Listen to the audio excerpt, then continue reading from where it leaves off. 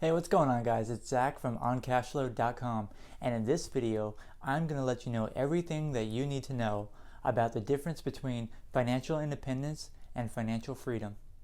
Let's get started. All right, so the first thing I want to talk about is what the actual main difference is. So there are a lot of differences between it, but the main difference, at least in my opinion and my experience on lots of research, is just the amount of spending. So with financial independence, you have spending that is usually a lot lower than with financial freedom. With financial independence, one of your main objectives is to optimize your lifestyle.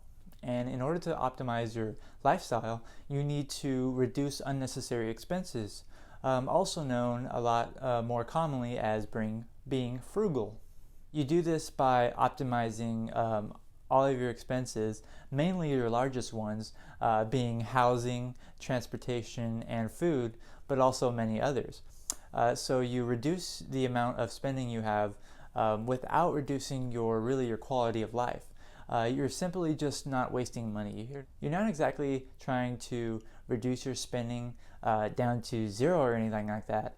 You still want to have a good life, but the point with financial independence is that you can have a great life and you don't actually need to spend that much money as long as you pay attention to the big things and you optimize them. Now, on the other hand, with financial freedom, when it comes to your spending, you're less concerned with lifestyle optimization. You're more concerned with just freedom of choice, absolute freedom of choice to basically you don't have to think about something. You don't have to think about purchases. You don't have to think about really anything monetary when it comes to financial freedom. Now, if you were going to talk about technically what financial freedom is, I would say that financial freedom is technically impossible. So no matter how much money you have, no matter how much money you make, money is going to influence some of the decisions you make because money is technically not unlimited. I know you've heard probably that money is unlimited, but technically the amount of money that you have is finite at any given time. So you can't just spend completely all of your money no matter how much of it you have. So your choices are going to be dictated by money in some way, but if you're going for financial freedom, you want to think less about those decisions. So if you're going for financial independence, on the other hand, you might think twice about ordering something expensive at a restaurant. Maybe you don't want to spend $50 on a meal. But if your goal is financial freedom, then you don't really want to think about those smaller financial decisions. You want to just go by how you feel at that moment, that time. So what that means is if you're going for financial freedom, you're going to need a lot more money, you're going to need a lot more assets, and you're probably going to have a lot higher spending. But when you're going for financial independence, on the other hand, you might have a smaller asset base and you might live more frugal and more optimized lifestyle. So your spending will naturally be lower, although your quality of life will be still high. Both financial independence and financial freedom, their number one goal is to have more control over your time. So time is such a precious resource that we only get a certain amount. We all get the same 24 hours in a day, and statistically speaking, we're all going to get approximately X amount of years, whatever our expected life expectancies are. We're all only going to get that finite amount of time, and for the most part, nothing that we can ever get any more of it. So the main goal, the main objective with both financial independence and financial freedom is control over that time, having more control over that time. Just in order to get that control over that time with financial independence, it'll be living more frugally and just trying to get more value out of life. Whereas with financial freedom, you don't want to worry about, you want to have as little worries as possible when it comes to monetary decisions. So that means that with financial independence, it is going to be a lot easier and a lot faster to reach than it would be for financial freedom. And that's because you need less assets to live off of because you're going to be spending less. So while with financial freedom, you don't care as much about money, you don't care as much about spending. but there's a price you have to pay for that. You are probably going to have to work more in your lifetime in order to acquire enough to reach that financial freedom. Like I said, financial freedom is technically impossible. You always are going to have some kind of monetary constraint, but that might be worth it for you. A big question when it comes to the difference between financial independence and financial freedom is how much money do you need for each? And of course, it's going to depend on your unique situation, but I've put together my own estimates.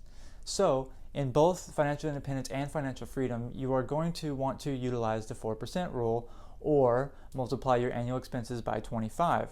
So, that's how much assets you would need. So, for financial independence, if you were spending $40,000 per year, you would need to multiply that by 25, which gives you $1 million. So if you want to be financially independent, you would need $1 million in order to spend $40,000 per year. On the other hand, if you wanted financial freedom, you're probably going to be spending a lot more than that. Let's say $80,000, so I can quickly do the math in my head. If you need $80,000 per year, multiply it by 25, it should be double what the other one is. So you're going to need $2 million. So you can see the difference. $1 million for financial independence, $2 million for financial freedom, just because the amount of spending is much more with financial freedom. Now, 40,000 and 80,000 are just arbitrary numbers that I made up for easy head math sakes. But what I like to consider the difference between financial independence and financial freedom when it comes to the amount of assets is I like to look at the spending levels and compare it to median spending levels. So in the US, the median household income is somewhere in the 50,000 range. And now that is household income, so everyone who lives in a household, yada, yada, yada. It's a little complicated. But anyway, if I look at that figure and I look at the median income, if you were going to achieve financial independence, the way I see it, you were probably going to be spending at that median income or less. So maybe $50,000 or less per year as a household, because then you'll probably be living more of a optimized, frugal lifestyle, since you're living within the bottom 50% of Americans' income levels.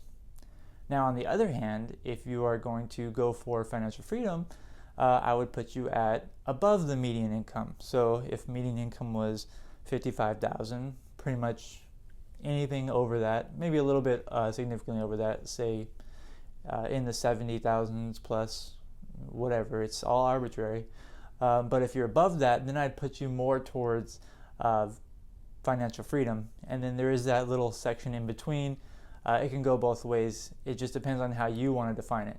And another thing to remember with financial freedom is that although the 4% rule still applies so that your assets will last longer, if you're going for financial freedom, you probably want actually a more conservative withdrawal rate than 4%. So a lot of people have already argued that 4% is actually conservative enough to last you for your lifetime. At least statistically speaking, the odds are in your favor that withdrawing 4% or less, your assets will last you for your lifetime. But if you want financial freedom, you probably want to be even more sure that it will last you, and maybe even beyond that. So you'll probably want a more conservative withdrawal rate closer to 3% or less.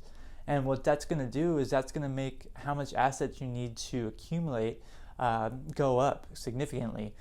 So it's close to around 35 times spending, maybe not exactly, but if you would multiply your goal amount, your goal assets amount by 3%, and that would give you an annual spending level for a goal of financial freedom.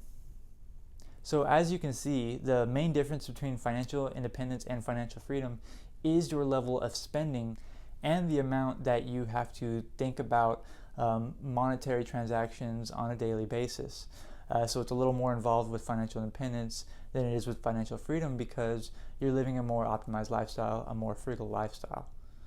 What's going to be best for you is going to be highly dependent on your values and your goals. So just keep in mind that financial independence, you can reach it a lot quicker than you could financial freedom, obviously, because you don't need to invest and accumulate as many assets as you would for financial freedom. There are also a few questions that you might want to ask yourself. And to get these questions, I want you to click the link in the description below. It's going to be linking you to an article that I wrote about this topic, financial independence versus financial freedom, their differences and similarities. So go ahead and click that, and if you want to, you can scroll all the way to the bottom, and it's going to say, it's going to have a few questions that you might want to ask yourself.